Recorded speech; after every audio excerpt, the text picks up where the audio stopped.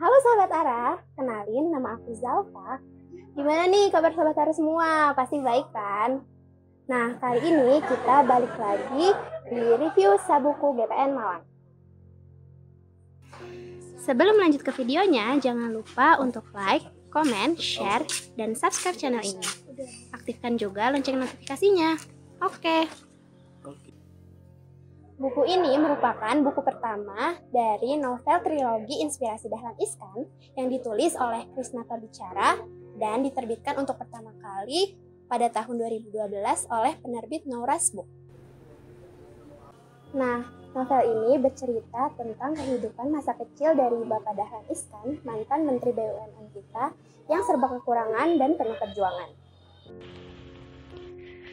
Novel ini diawali dengan kejadian di tahun 2007, di mana Pak Dahlan Iskan melakukan operasi liver. Operasi tersebut memakan waktu selama 18 jam, yang beliau sebut 18 jam kematian. Pada 18 jam kematian ini, dalam mimpinya, ia merasa dibawa kembali ke kehidupan masa kecilnya saat berumur 12 tahun.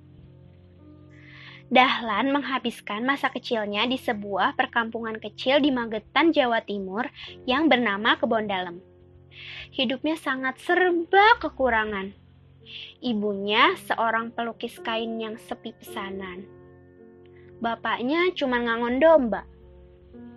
Walaupun hidup dalam keadaan sulit, orang tua Dahlan tetap mengutamakan yang namanya pendidikan.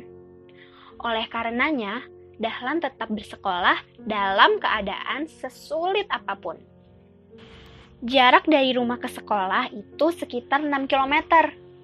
Setiap harinya, setelah membantu bapak menyabit rumput, Dahlan berangkat ke sekolah dengan berjalan kaki tanpa alas kaki.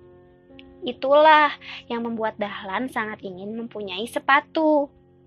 Ditambah, saat ia gabung dengan tim inti voli sekolahnya, ia menjadi semakin mendamba-dambakan sepatu. Tetapi, apalah daya, untuk makan saja sulit, apalagi untuk membeli barang mahal seperti sepatu. Di sekolah, selain menjadi pemain inti tim voli, Dahlan juga berprestasi di bidang akademik, terutama dalam pelajaran matematika dan ilmu hayati. Peristiwa yang paling menyedihkan ialah ketika ibunya jatuh sakit. Saat itu, Dahlan dan adiknya Zain ditinggal berdua karena bapaknya harus mengantar ibu untuk berobat di rumah sakit kota. Dahlan dan Zain ditinggal tanpa sedikit makanan dan tanpa sepeser pun uang. Dahlan, yang saat itu bingung karena melihat adiknya yang menangis, memutuskan untuk mencuri singkong di ladang milik pemerintah setempat. Sayangnya, dia tertangkap dan mendapatkan hukuman. Tidak lama setelah kejadian itu, Ibu Dahlan meninggal. Kehidupan yang keras membentuk Dahlan menjadi pribadi yang kuat dan pantang menyerah. Dengan berbagai macam ujian yang dilalui, Dahlan tetap sekolah demi menggapai keinginannya, agar suatu saat ia menjadi sukses dan dapat membeli sepatu yang bagus. Cita-cita sederhana disertai dengan tekad yang kuat, yang akhirnya membawa ia sampai pada kesuksesan. Nah, banyak banget nih kelebihan dari novel ini. Pertama, bahasa yang digunakan itu mudah banget dimengerti, jadi gampang banget buat kita mengerti alur ceritanya seperti apa. Terus yang kedua, di dalam buku ini juga banyak banget quotes-quotes yang bagus-bagus nih, yang bikin kita semangat terus untuk menjalani kehidupan kita. Terus yang ketiga, nah di dalam buku ini juga banyak banget sejarah-sejarah, terutama tentang tempat-tempat di Jawa Timur. Jadi buat teman-teman yang suka belajar sejarah juga bisa banget nih baca di novel ini.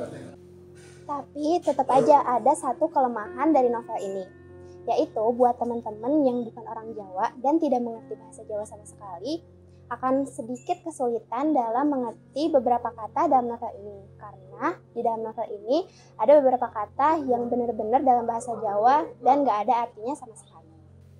Sekian review buku kali ini. nantikan review-review buku selanjutnya. So, stay tune terus ya di YouTube channel GPN Malang. Oh iya, buat teman-teman yang mau nongkrong-nongkrong santuy, bisa banget nih nongkrong di Warkop Satu Jiwa. Buat alamatnya, nanti lihat aja ya di description box di bawah ini. Oke, aku Zalfa, see you!